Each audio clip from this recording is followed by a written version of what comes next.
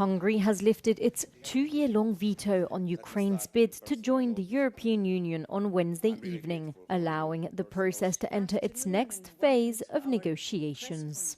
The breakthrough, which ends the veto, allows Ukraine and Moldova to formally open the first cluster of negotiations, known as fundamentals. It took place during a meeting of ambassadors in Brussels, several diplomats told Euronews.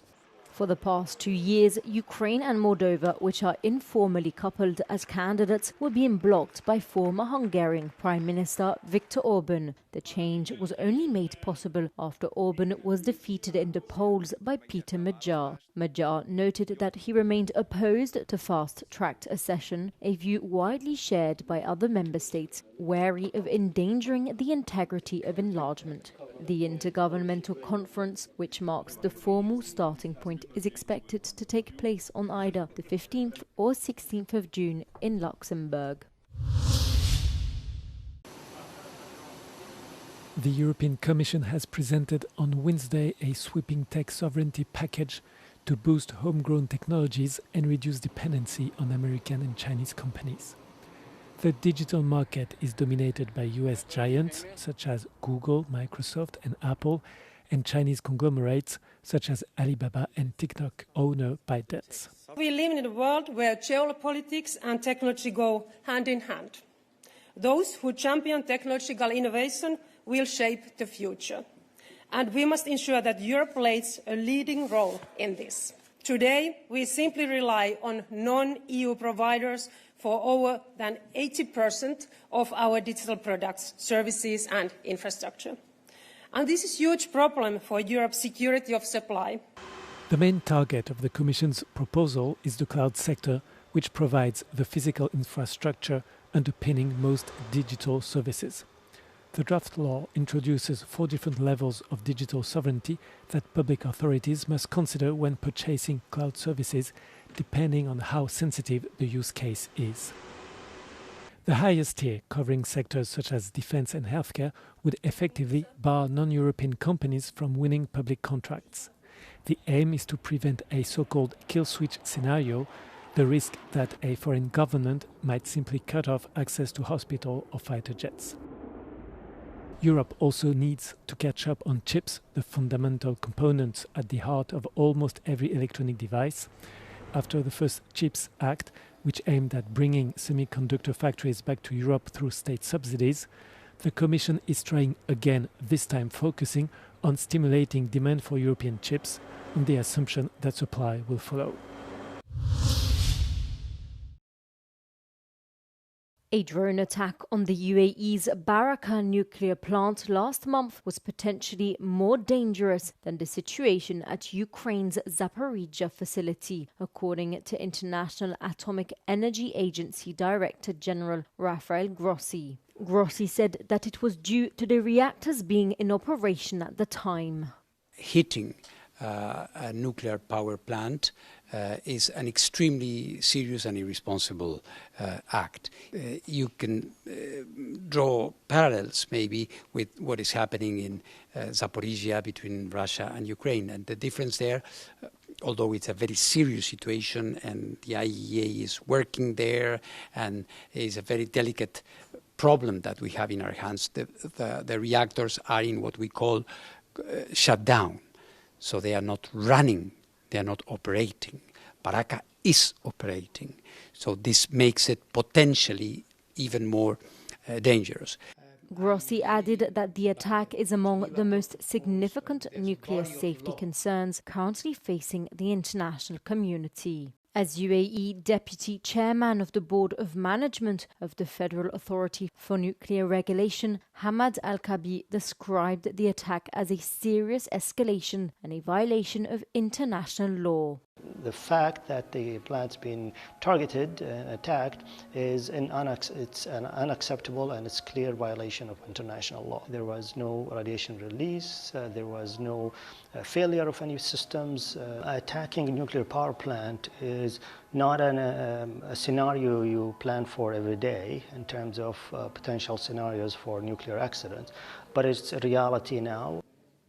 UAE authorities previously said that they were determined the attack came from Iraq. The incident will now be discussed at a special session of the IAEA Board of Governors in Vienna. Baraka is the Arab world's first operational nuclear power plant and one of the largest in the world by output. Donald Pols, the former director of Dutch environmental group Milieudefensie, sparked controversy last month when he announced a surprise move to steel magnate Tata Steel as chief sustainability officer. But the switch was quickly brought to an end when Tata Steel announced his dismissal on Tuesday after just 1 day on the job. The turnaround came after it was revealed that Pols had been a member of a far-right pro-apartheid student movement in South Africa in the 80s and early 90s. Pols had previously gained attention for his prominent role in a high-profile court case that Milieudefensie had brought against fossil fuel giant Shell, which was overturned in an appeals case last year. The original case against Shell ordering it to reduce its greenhouse gas emissions was the first such ruling against a company in the world. Milieudefensie expressed deep disappointment in Pols when he announced the switch to Tata Steel, one of the Netherlands' largest polluters. Tata Steel is facing its own legal battle in the Netherlands after residents in the city near its largest factory sued the company for 1.5 billion euros for health problems caused by the factory, as well as a fall in house values. It has also received a 2.4 million euro penalty for excessive emissions of hydrogen fluoride and heavy metals. Pols had justified his move to Tata Steel as a logical next step, arguing that industrial sustainability could also be driven from within. Bolivia's political crisis deepens as the country's defense and education ministers resigned on Tuesday after weeks of protests demanding President Paz step down. The protests and around 100 roadblocks have left cities such as La Paz and El Alto isolated. Food, medicine and fuel shortages are worsening. The initial optimism surrounding Paz, who came to power with the backing of US President Donald Trump, has given way to deep economic uncertainty. Workers, farmers, miners, transport workers and teachers denounced the rising cost of living and the elimination of subsidies. Meanwhile, the government accuses former President Evo Morales of encouraging the demonstrations while operating from hiding, although Paz has attempted to ease tensions by cutting his own salary in half. International polarization and public discontent continue to grow. The opposition is now considering a recall referendum to determine whether the president should remain in office.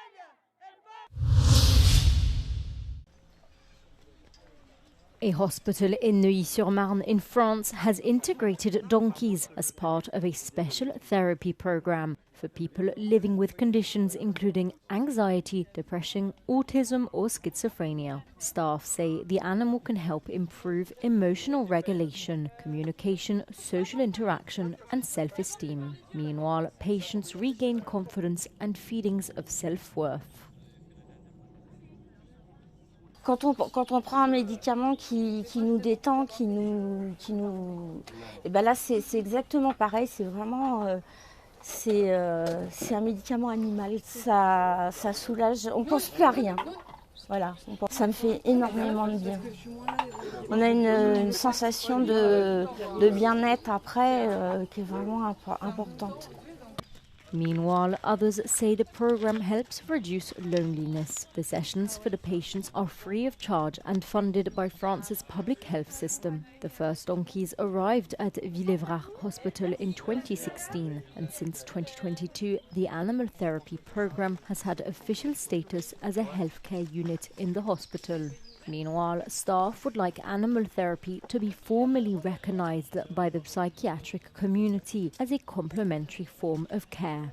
The program has expanded to include guinea pigs, chickens, doves, goats, turtles and rabbits.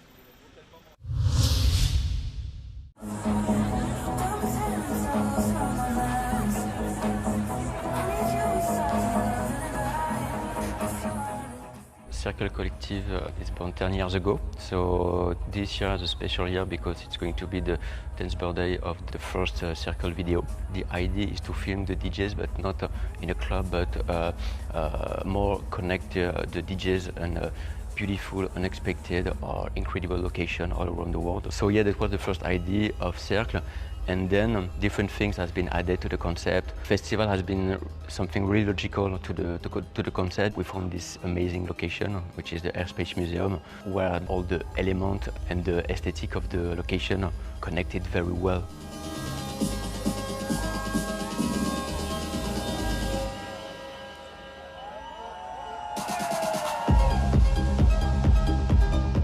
This place is so magical, it's so cosmic. So I think when I was choosing the tracks to play today, I even like the sounds that I put in the playlist before arriving here, it is not what I played.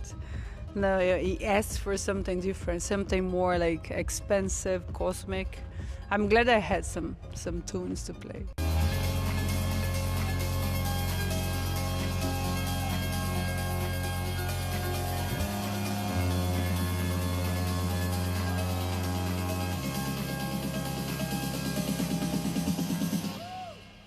With CNES, we developed a concept to announce the festival in the space. So it's been announced by Sophie Adlo during her last mission. We have 3 stages dedicated to the music and another stage dedicated to the conference, where we can discuss about the synergy between the space, the stars, the music. I mean, this is a metaphysical discussion, but it's very interesting.